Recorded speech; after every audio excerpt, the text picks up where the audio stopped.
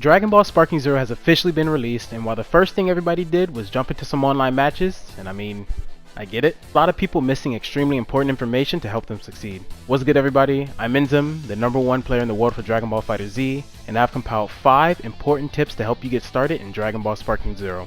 As soon as you turn Sparking Zero on, the first thing the game gets you to do is to adjust your controls. The game gives you 2 default control schemes, Standard and Classic. While some of you may be tempted to pick Classic because it simulates the controls from older games, I recommend you play with the Standard control scheme. The reason being is because if you play with Classic, your guard will be set to circle. The reason this is bad is because to perform some of the more advanced defensive moves like Perception Parry, you need to press both circle and triangle at the same time. This 2-button input can feel awkward and generally harder to perform compared to if you use the Standard control scheme, the input would just be circle. Simplifying these common counters to 1-button inputs instead of 2 will make the game a lot easier in the long run. Standard controls are also just optimized more to fit with this game in general compared to Classic because the game was built with this control scheme in mind. The next thing is accessibility.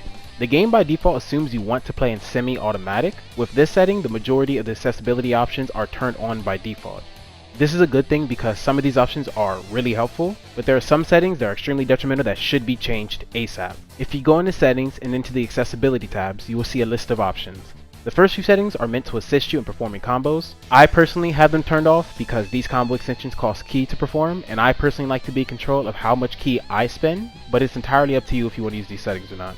But the settings that you should turn off ASAP is guard assist.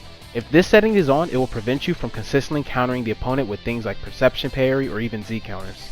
This happens because if the settings is turned on, the game will prioritize blocking over a frame perfect counter. So even if you did time your counter properly, the game will force you to block instead, which is extremely bad. This is also another reason why you shouldn't play with Classic controls because again, the input for Perception Parry is circle plus triangle, and guard assist will prioritize blocking instead of the parry almost every time because you have to hit circle, which is the guard button for Classic controls. The next one that you should turn off is a revenge counter. It's a new mechanic that allows you to break out of your opponent's combos at the cost of skill points. Skill points are extremely important because it allows you to do things like buff your character, go into sparking mode, or even transform. Depending on the situation, you want to save your skill points for these things though, and having a setting that automatically spends them every time is really bad. The last one is recovery assist. This setting will assist you in automatically recovering from hits, and since there is no real downside to having this turned on because it doesn't spend anything and it just generally helps you if you mistimed your recovery, you should keep it turned on. The next thing we're going to talk about is one of, if not the most important mechanic in the game, and that is super counters. This is a type of counter that allows you to turn your opponent's physical attacks into openings that can lead into combos for you. You can do this by pressing up on your left analog stick in square right before you receive an attack. One thing to note though is that this only works on physical attacks, not key-based attacks. It does require frame perfect execution, but once you practice and get the timing down, it becomes pretty consistent. This is arguably the most important mechanic of the game and is a must learn. If you master this counter, you can guarantee that you're going to be a cut above the rest, and you can actually beat majority of the people you're going to face with just this mechanic alone. Luckily, this game has one of the best training modes out of any Dragon Ball game, and that says a lot because I come from Dragon Ball FighterZ, so it's pretty easy to practice. Go in the training room, and inside settings, under opponent settings, you can change the bot's actions to rush attacks. This will make the bot spam rush attacks, allowing you to perfect the timing of super countering. Let's say you messed up your super counter timing, or you just got finessed. Damn, you're really about to rock my shit.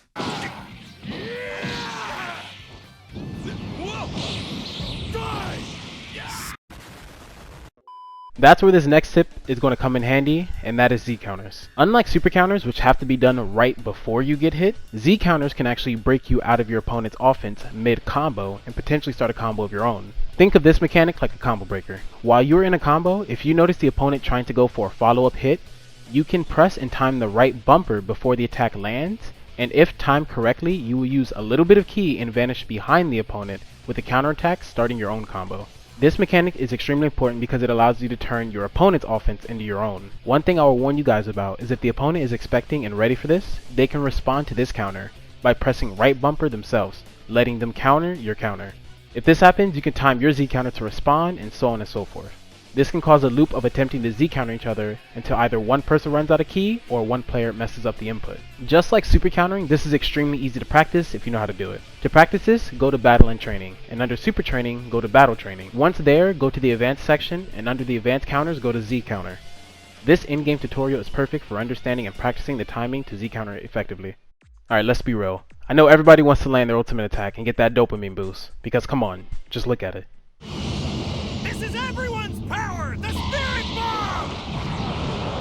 Ah! Kaio 10 times 10! No! Times 20! But almost everyone is doing this in the wrong way. To use your ultimate attack, you must be in sparking mode. To get to this mode, you have to charge your ki to the max while having at least one skill point. If done correctly, you will enter sparking mode and be allowed to use your ultimate. And while it is tempting to just use it right away, you should almost always wait. Because when you use your ultimate attack, hit or miss, you will instantly lose access to the sparking mode. The reason this is bad is because sparking mode actually gives you a lot of benefits. Things such as enhancing your abilities, being able to do actions that would normally consume ki without any cost, and even naturally deflecting ki blasts without even having to block. Because this mode is so strong and gives you a lot of advantages, you want to get the most out of it. But if you use your ultimate attack the second you get into it, you can't truly take advantage of it because it just goes away. The best way to use sparking is, once you are in the mode, deal as much damage to the opponent that you can while taking advantage of the buffs it gives you. And right as it's about to end, then you use your ultimate attack to really maximize the mode. If you have an opportunity to use your ultimate attack and you're 100% sure it's going to connect, you should probably just do it, even if it's early in the sparking.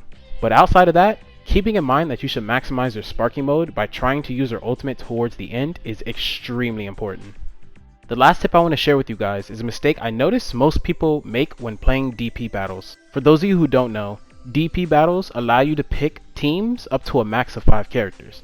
But the caveat is, each character costs a certain amount of DP points, and you only have a maximum of 15 points to build your team. This is to keep the game balance fair, because if you pick a really strong character like a fusion, they can cost up to 10 points, making it so that you could only have a team of 2, maybe 3 characters. Versus if you picked lower to medium powered characters, you could have a full team of 5. The mistake I see a lot of players making is that they pick the strongest forms of characters, forcing them to have smaller team comps due to them costing more DP. The thing is, you can actually get these super strong characters without having to spend nearly as much DP.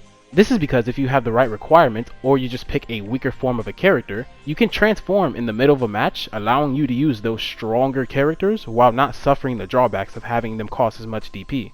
For example, instead of picking Super Saiyan Z Broly and spending 9 points, you can just pick base Z Broly, who only costs 5 points, and transform him into the legendary Super Saiyan mid-match, and in doing so you can save 4 DP points to have more and stronger characters on your team. You can do this with transformations of the same character, like Frieza, Cell, or the Boos, and you can even do this with fusions by picking 2 characters that make up the fusions you want to use. So for example, you can pick Khalifa and Kale, and fuse into Kefla mid-match, and then you can even transform into Super Saiyan 1 and Super Saiyan 2 Kefla after that.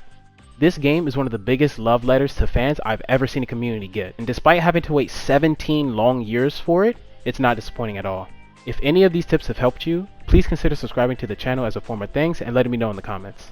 I plan on doing a lot more tutorials and content for this game in the future, so stay tuned for those. I'm gonna catch you guys in the next video. Peace.